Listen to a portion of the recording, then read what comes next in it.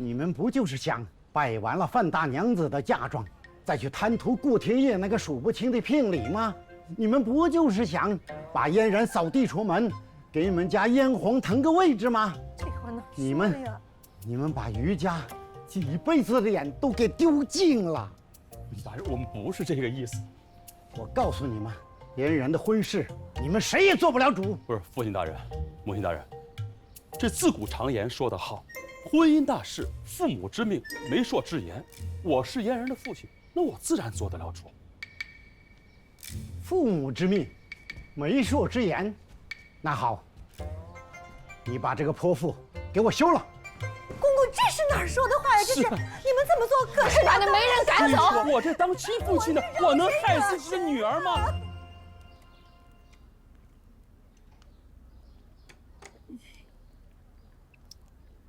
这字写的还是不好。姑娘，要不把那支子豪笔开了吧？这笔好些，兴许字也能好些呢。那笔还是留着吧。是字帖不好。二哥哥好久没给我找字帖了。前几日二哥还说找到了新的字帖，要给姑娘送来呢。那就让他送来吧。好。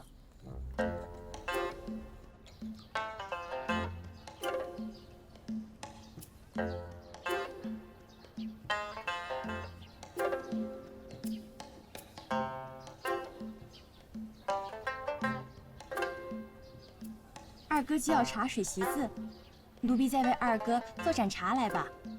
不知道二哥是要小团茶还是龙团茶？不用不用。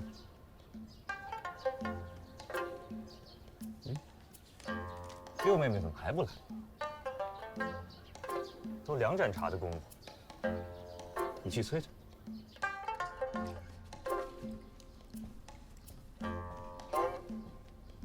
姑娘，这实在也没有什么好弄的了，要不咱们出去吧？二哥给姑娘寻来了字帖，让她一直空坐着也不好呀。他有人伺候就行。那自然是银杏在伺候了，旁人抢都抢不过她呢。她是大娘子屋里送来的人，思念雇主也是常事儿。丹菊，你帮我换一个簪子吧，这个不好看。哦。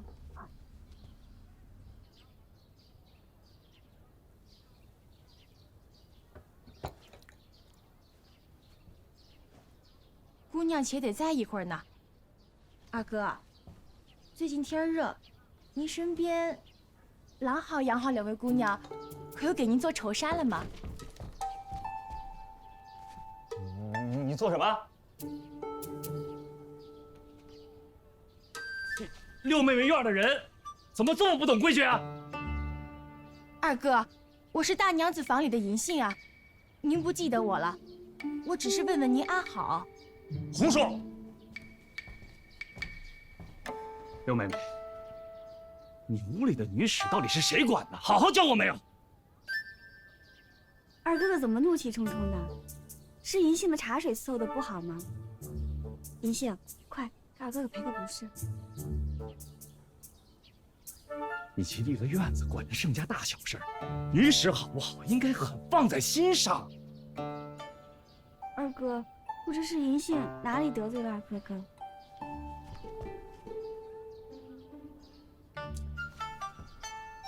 哎，总之是个混账。银杏姑娘是大娘子屋里的，我怎么也得顾着大娘子的颜面吧？要不，那妹妹给您赔个不是吧？哎。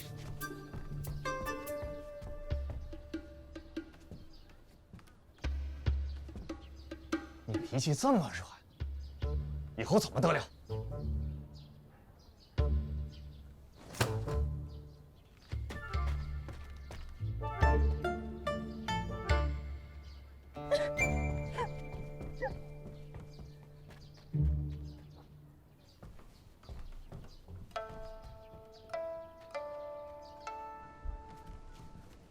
二哥脾气硬朗，你也别往心里头去了。本姑娘不会责怪你的。下次你只管伺候姑娘就好了。二哥若再来，你就让小桃去应付吧。不，下次二哥再来，再给我个机会，弥补今日疏忽吧。也好，毕竟你是大娘子房里头的，我们姑娘不会怪你的。嫣然姑娘，自古婚嫁都由父母做主，难不成我真的要嫁给那个顾廷烨？可他不成，怎么办啊？你知道李娘子镇守娘子关吗？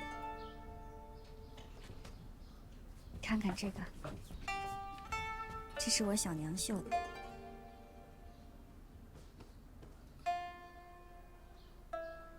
我小娘觉得，平阳赵公主既不仰仗父亲兄弟，也不仰仗丈夫儿子，一样能抵挡100万雄兵于阵前，是天下女子典范。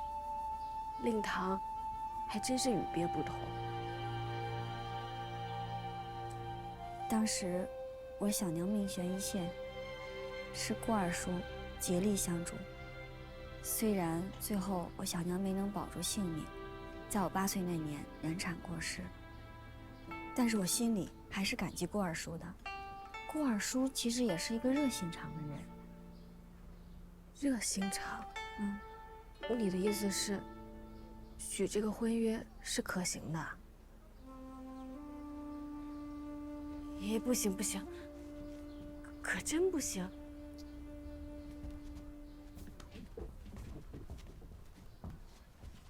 我跟你说，菊草帮我打听过了，那个顾二叔，他院里的通房就有7、8个，平日里又灌棉花素柳，又是秦楼楚馆、勾栏瓦舍的常客。那天马会上你也看到了，他身边那个就是广云台的一小娘子。是，我是瞧见了。我母亲过世之前，我还是长房嫡女，万事不愁，从小金尊玉贵。现在倒好，我成了万事都怕的拖油瓶。祖父为了我跟父亲置气，祖母成天长吁短叹，他们一辈子都心疼我，临到老了还要受这种气。明兰，都怪我，是我害了家宅不宁，我对不起祖父母。实在不行，我闭着眼睛嫁了好了。你别胡说。可是祖父已经年纪大了，他受不起这种折腾。祖母又在哭，万一他们有个万一怎么办啊？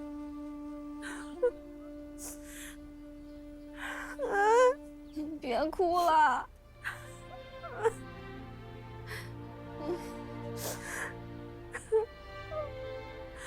咱们从小都是没有娘，都是靠祖父母联系着长大。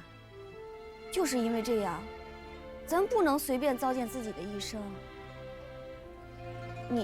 你若闭着眼睛就嫁了，日后过得憋屈，那老太师不是一样心疼吗？哎，你放心，老太师怎么着也是在朝堂上打滚过来的，怎么会计较这种小事呢？他和你父亲是亲生父子，有血缘关系的，过些天也就好了。别想太多了，把心放到胸口里。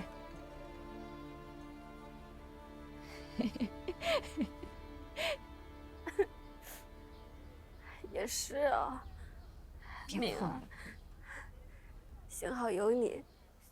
你哭什么呀？就是你就是因你招我哭我就哭，讨厌。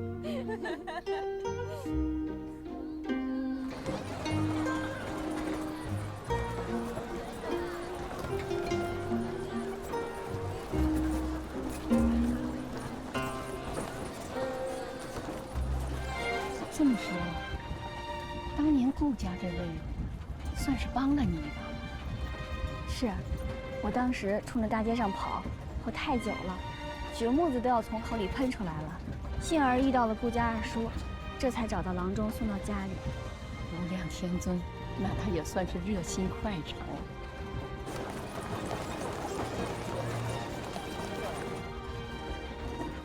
今日多上2千罗灯，求太乙天尊能保佑咱们家里平平安安、和和美美。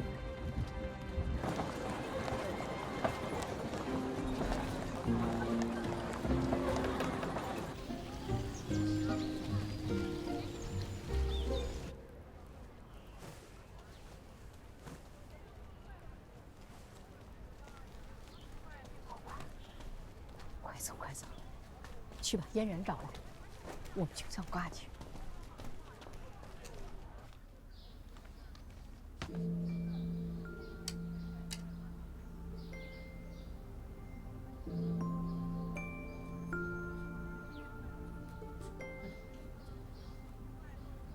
姑娘的夫妻宫本没有主星，须得从对宫来记。对宫由太阳，太阳主夫妻宫，必是入庙化吉。化吉化吉，这不就是好的意思吗？本是好的，可惜太阳做夫妻宫，也主婚姻来得迟啊。估计要拖延一段日子。好了好了，这我就放心了。你再算算，我老头子和儿子什么时候说上话吧？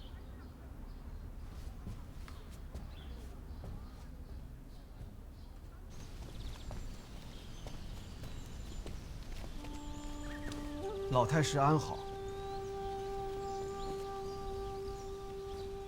请老太师听晚辈说几句。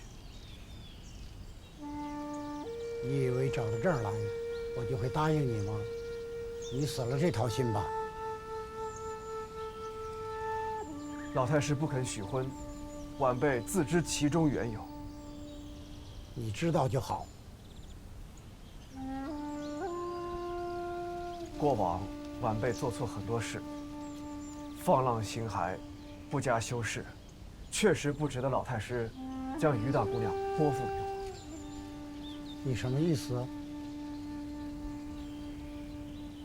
过往那些旧事，自有其中缘由，很多事也不真是晚辈的事，还请老太师明察。哦，这么说，以前你干的那些混账事儿，都是别人绑着你去干的了？自然也不全是，晚辈确实有过荒唐的过往。只是上次在马场上见到于大姑娘，见她为了王母的遗物如此拼命，晚辈想到自己先母早亡，与她同病相怜，自是十分亲近，决意求取之。从今以后，晚辈定当改过自新，与烟花柳巷之所再无瓜葛，只留一个外室。从此以后修身养性，再不娶拿，吩咐别主。晚辈母家在扬州有一些私产，愿意以聘礼双倍之数，给于大姑娘准备着，以表敬意。我们是书香世家，数代清流，也不贪图你的钱财。说钱财，是因为惭愧；若是说功名的话，那觉得更加丢人了。上次科考，晚辈榜上无名，只怕再无指望。你们是武官世家，本有封音，还靠你去科考？是。那考到什么地方了？未及殿试。未到殿试。这么说，你已经过了会试了？听丞相公那边说，这个顾廷烨也确实科考。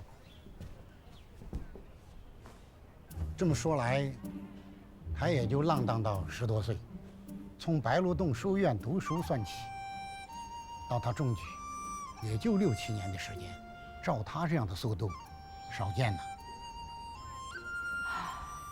这顾家，又是继母又是继兄的，他又不得侯爷青睐，是个虎狼坑。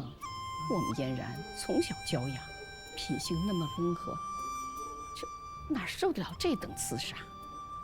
这个嘛，他心里像明镜一样。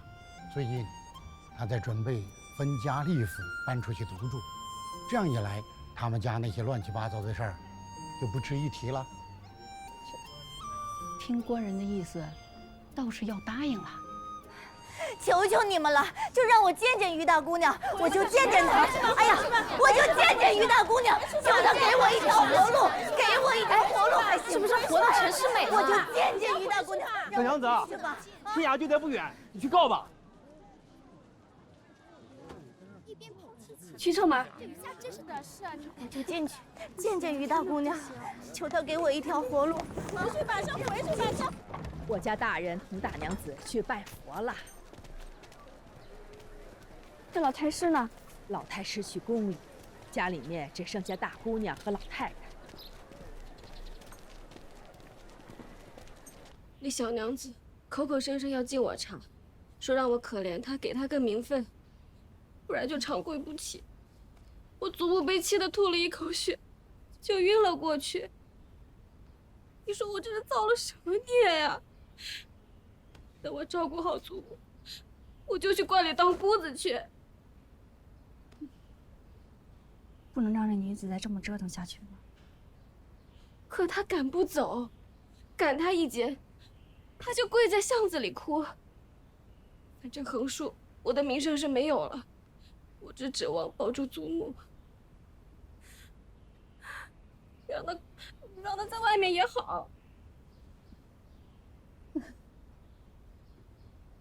在外面太丢人现眼。祖母，你醒了。祖母，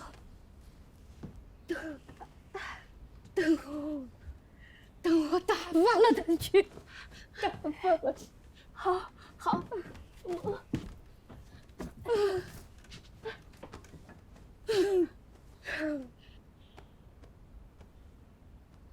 祖母，让他走，走。既然赶不走，那就索性问个清楚吧。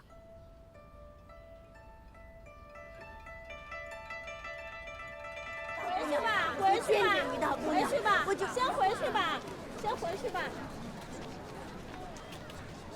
我家老太太叫你进去回话。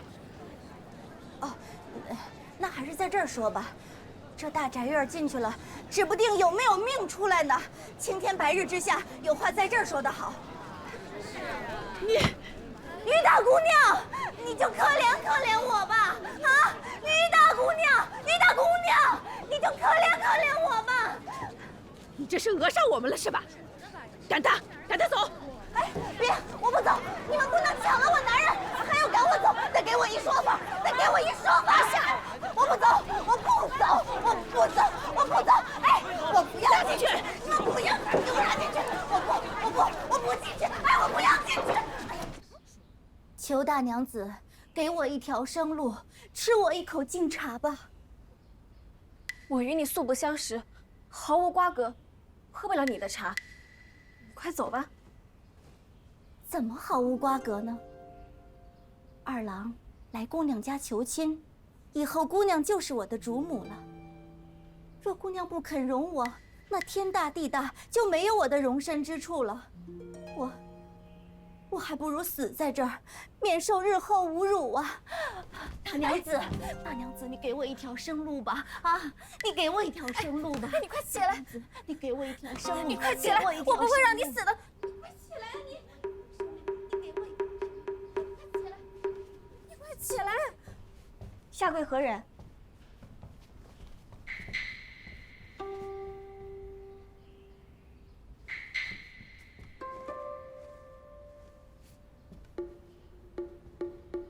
我娘家姓朱，平日里，二郎叫我曼娘，是个苦命人。我看是很不苦的，寻常人家的女子，便是吃了雄心豹子胆，也不敢到太师府里来闹。要你走你不走，要你进来你不进来，只肯在外头哭，有意思的。姑娘金枝玉叶，奴婢是个蠢货，没见过这么大的宅子，心里害怕。你怕？寻常人家，纳妾填房都是要问得清清楚楚，你倒好，上来哭天喊地一通，姓甚名谁，家在哪里，籍贯何方，你统统不报，还要我姐姐吃你的茶，你哪里怕了？是奴婢蠢笨，没想到。姑娘尽管问就是了。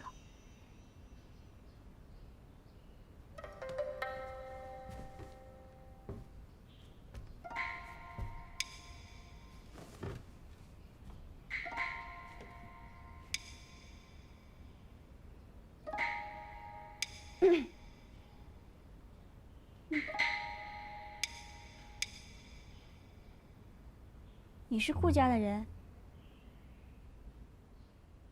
不是。那就是外头的人。是。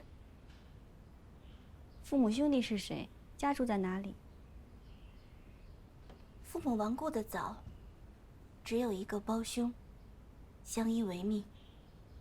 后来也去世了。那在世的时候是做什么营生？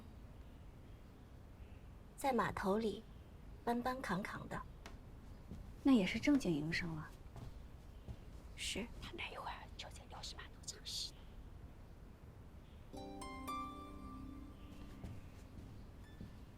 那既是在码头做活，与六喜班又有什么干系呢？我哥哥在世的时候，在那边打过杂。你呢？我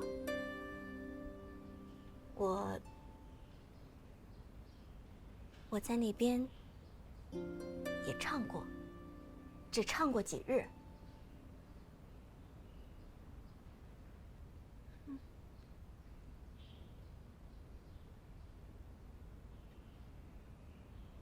我姐姐做不了你这身份的主，你自去求顾家吧。顾家嫌我出身低，不肯容纳我，我也是没法子了，想求姑娘可怜，容我一条生路。你明知道顾府不容纳你，却来逼我姐姐，这还没过门呢，你就让我姐姐先忤逆长辈了，你真是好心计啊！姑娘，救人一命胜造7级浮屠，我的命就握在姑娘的手中啊。令姐日后过了门，我与令姐共侍一夫，定会恭敬从命。什么过门？什么共侍一夫？无媒无聘，我姐姐与顾家有什么相干的？你口出秽言，污蔑我姐姐清白。我只想请你们余家给我一条生路，非把我逼上绝路是吧？好，那今日我便死在这儿，以证清白。放开我，让我死在这儿算了，我就死在这儿。你放开我，放开我，我就死在这儿。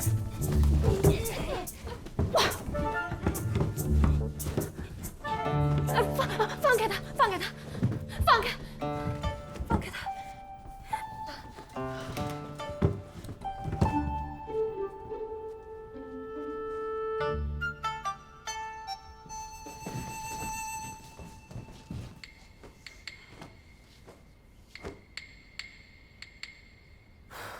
你明明可以嫁给寻常人家，安安稳稳过一生，却偏偏要做豪门外室。既做了这外室，那也是你心甘情愿的。你又在这寻死觅活的做给谁看？男人或许喜欢你这样的，可是这后院谁看不出来你以弱凌强，强自教区无灾人，前前后后2套皮子的这套招法。姑娘，你怎么血口喷人呢？血口喷人的难道不是你吗？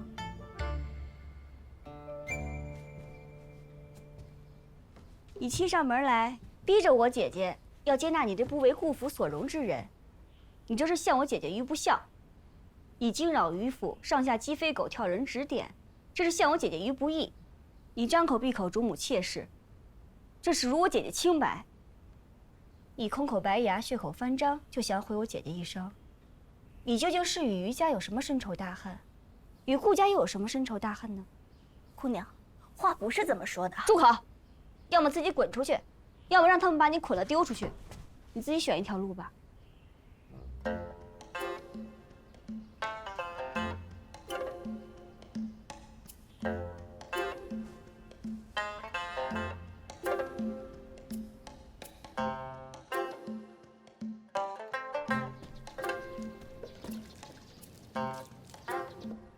若不是你家六丫头侠义之心，我那傻乎乎的孙女儿，恐怕早被你贱人囫囵吃了。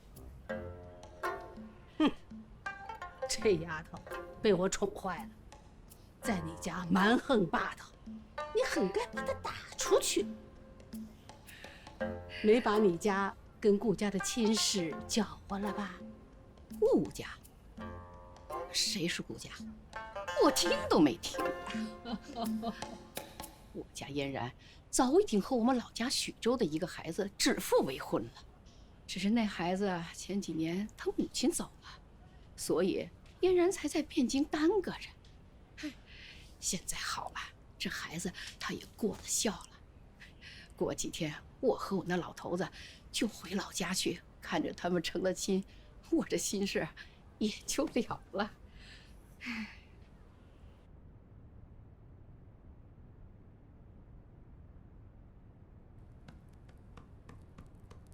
这几日家事管得怎么样啊？大娘子管得很好，账务清晰，收支有度。我不过是萧规曹随，跟着大娘子做些惯例的事情，但也学了不少东西呢。管家几日，大把脾气管上来了，在自己院子里得忍着，倒去别人家唱了大戏。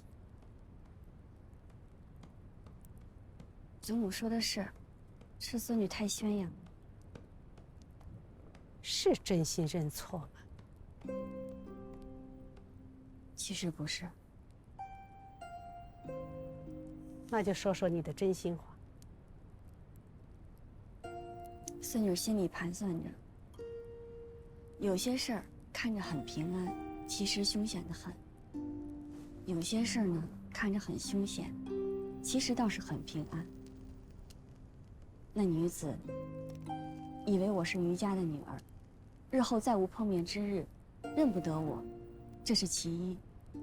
此事实在不光彩，余家不但不会大肆宣扬，反而瞒得紧紧实实，我也不会暴露，这是其二。老太师不日就折回许州啊，这事就更被湮灭了，这是其三。所以，孙女这才炸着胆子坐牢。说到底，这是余家自己的事情，你替他出头，万一传出去，你是泥菩萨保金菩萨，害的是你自己呀。孙女知道这事儿于己不利，虽说是女子，要谨言慎行，不落半点口实，才能安稳一生。可孙女瞧着这事儿，吃不下，忍不了。孙女不能高高坐钓鱼台，眼睁睁地看着嫣然姐姐因为太贤淑、太温柔，而被人活活逼到火坑里烧死，这不是良善的人该有的下场。你不光是为你嫣然姐姐出头，也是在为你自己出头。你是怕日后会遇到和嫣然姐姐同样的这种事情。嫣然姐姐是名门嫡女，尚且的朝不保夕，我又……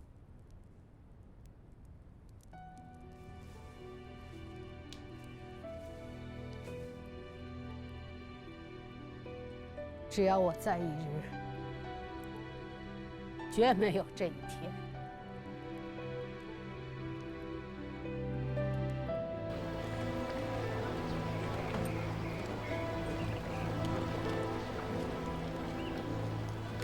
姑娘，嫣然姐姐已经走远了，咱们回去吧。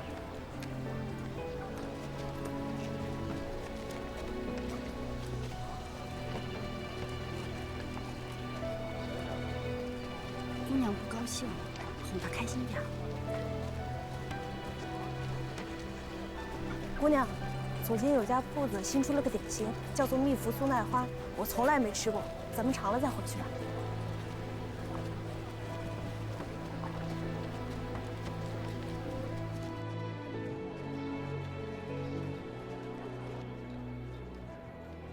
真好吃。你这究竟是哄姑娘开心，哄你自己开心啊？那姑娘高兴我就高兴，姑娘喜欢的我也喜欢。只要是吃口吃的，没瞧着你不喜欢。哎，姑娘，咱们屋里的那些人，到底什么时候才能收拾呀？再等等吧。灶台热了才能烧饭，现在灶台凉着，就算是放了粽子也烧不来黄粱。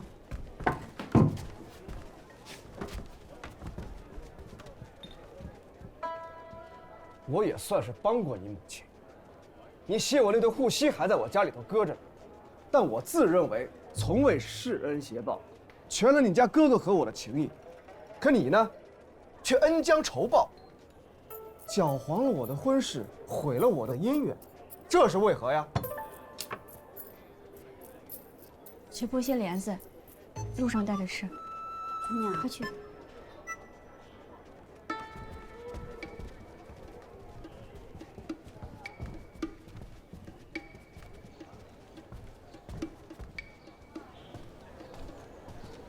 熊爸爸，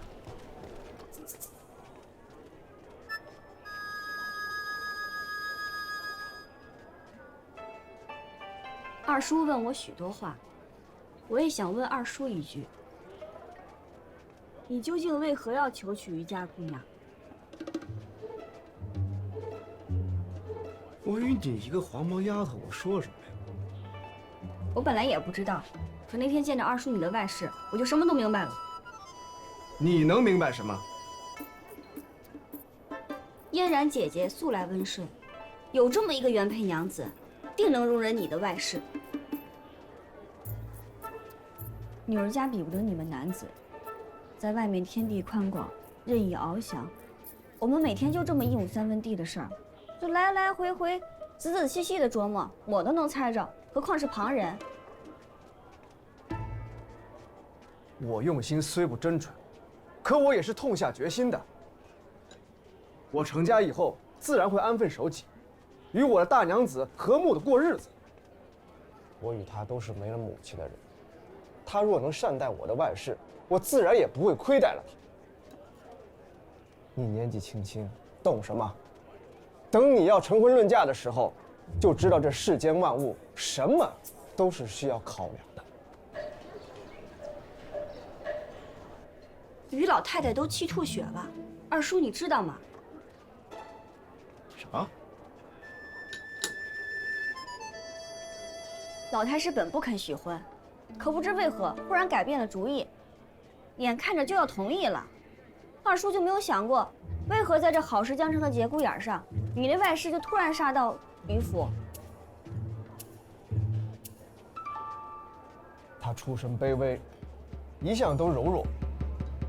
他怕我娶了一个高门贵女，从此他无容身之处，自然会去哭求。那他又怎么知道太师府所在，又能把老太太逼得吐了血，还逼着我嫣然姐姐喝妾室茶？出身卑微或许是真，从来软弱，却不见得。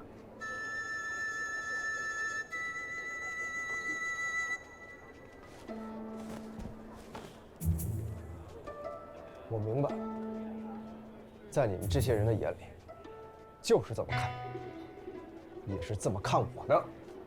顾二叔，你曾经救过我，我心里十分感激。我真心想提醒你一句，你那个外室朱曼娘，不见得是个好人。他去于家哭诉，不见得是个好人。你吊着齐衡，你就是个好人了。你说什么？难道不是吗？小姑爷他心里头有你，这事儿你瞒得了别人，瞒不了我。你对他这是欲擒故纵，把他攥在手里像个风筝一样，紧一紧，他便来了；松一松，他便得走。好好一个七尺男儿，这不是让你给糟蹋了？你胡说八道！我和他话都不多说一句，通半点逾矩。你内心污秽，看人也污秽，为了自己日子过得舒坦，就去祸害我于家姐姐。现在还来污蔑我？早知如此，当初我就不该去祸害于家公，我应该来祸害你们盛家。你什么意思啊？什么意思？我若执意要娶你，你那老父亲难道不会把你许配给我，让我祸害吗？你敢？信不信我跟你拼了？拼？你拿什么跟我拼？这世上有山头，有水可以跳，我哪里不能拼？我这辈子做比丘尼，我做道姑，我嫁去陇山做一辈子，我放牛耕田，我也不会嫁给你。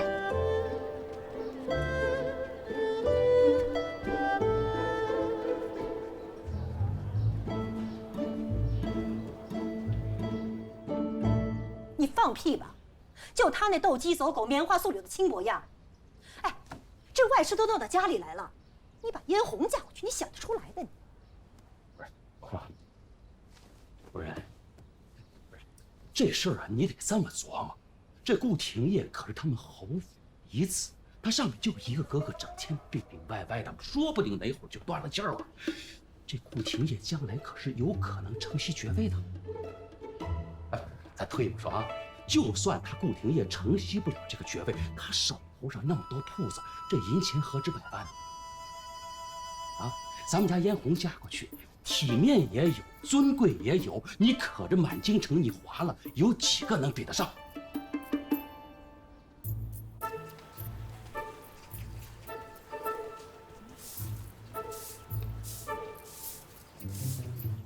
燕草，在这儿做的还好吧？好，总归21两官银，刘妈妈请来复秤。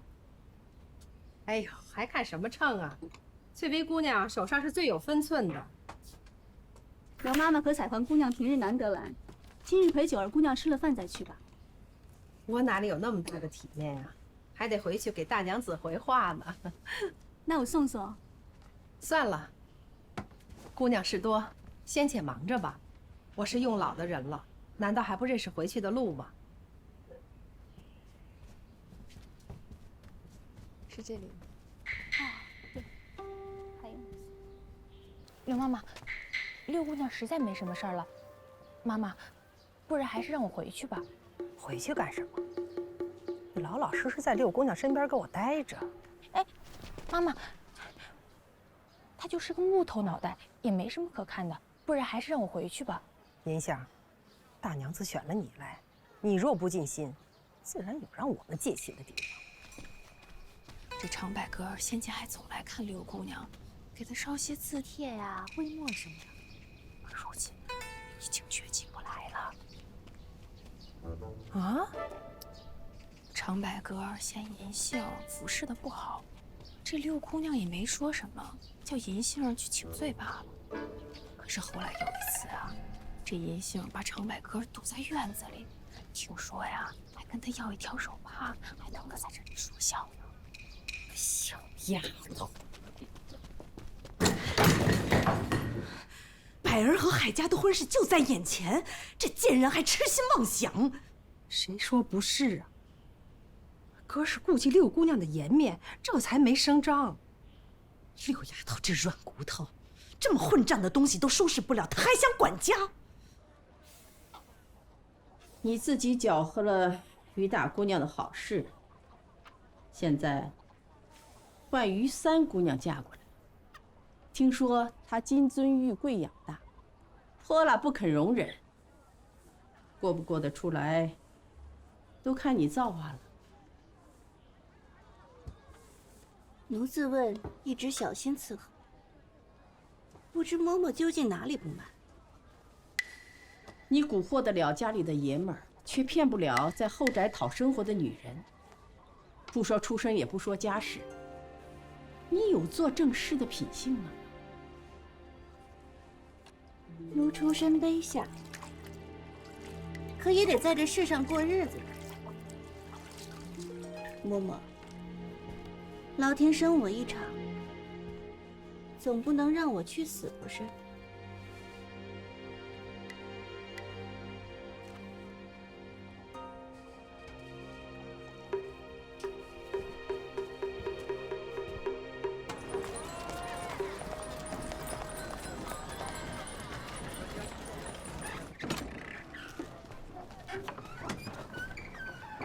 你要去哪儿啊？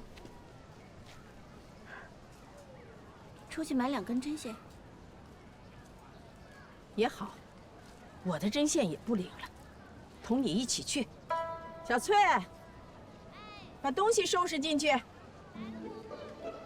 哎，扶我起来呀！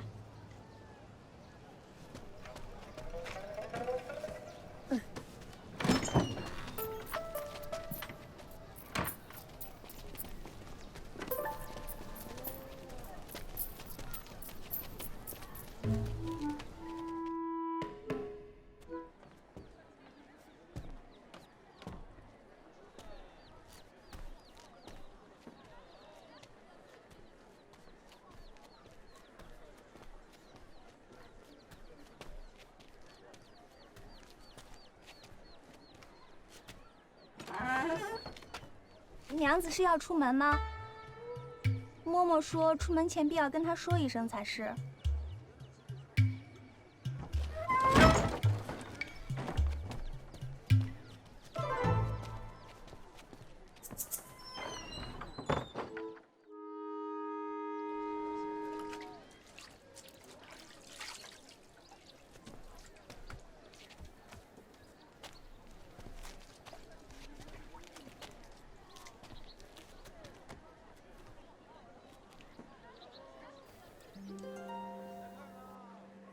小翠，拿着。哎，小翠，终究是我比嬷嬷活得更久一些。你给我求个好前程，等于给你自己个儿也求了个好前程。将来你我在余家3姑娘的手下，活得会更松快一些。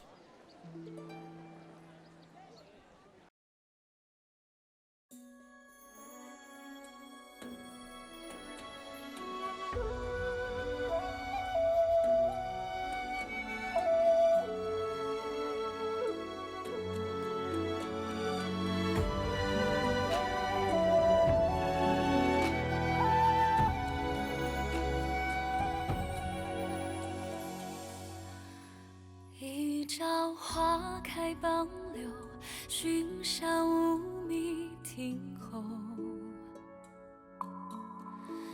纵饮朝霞半日晖，风雨捉不透。一人共长消瘦，太高冰泪难流。锦书送罢莫回首，无语虽可偷。